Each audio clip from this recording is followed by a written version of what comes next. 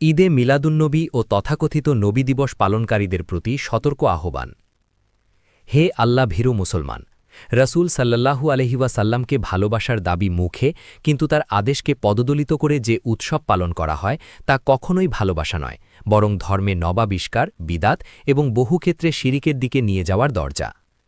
ঈদে মিলাদুন্নবী বা তথাকথিত নবী দিবস কোরআনে নেই, সহিহ হাদিসে নেই, সাহাবায়ে কেরাম পালন করেননি, তাবেঈন কেউ করেননি।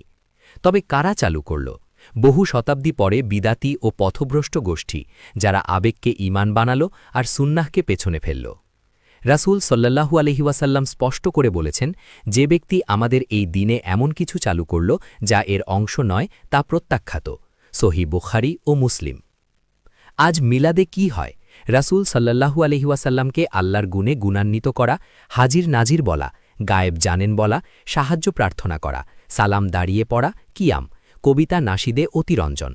এগুলো কি তাওহীদ? না, এগুলো শিরিকের স্পষ্ট আলামত। আল্লাহ বলেন, তোমরা আল্লাহর সাথে কাউকে শরিক করো না, সূরা নিসা ৩৬। আর রাসূল সাল্লাল্লাহু আলাইহি ওয়াসাল্লাম নিজেই সতর্ক করেছেন, আমাকে অতিরঞ্জন করে প্রশংসা করো না, যেমন খ্রিস্টানরা ঈসা আলাইহিস সালামকে করেছেন। সহিহ বুখারী।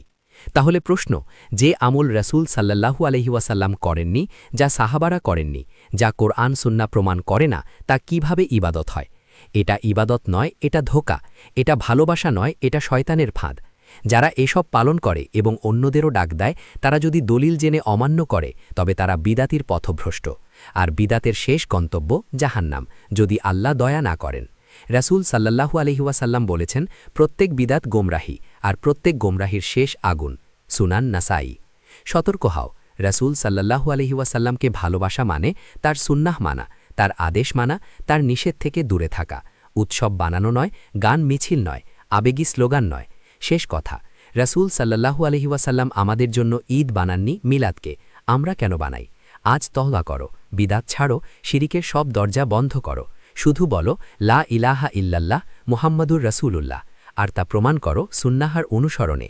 আল্লাহ আমাদের সবাইকে তাওহীদের উপর মৃত্যু দান করুন।